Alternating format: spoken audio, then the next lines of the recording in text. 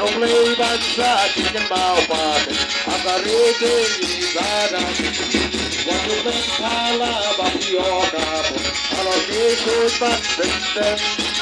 hatam tu ben ha bapikin lado kakek jogi habne lakade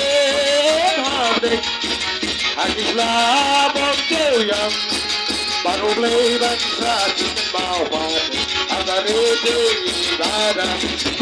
Yaro yu raya gandalado Akita bukul langron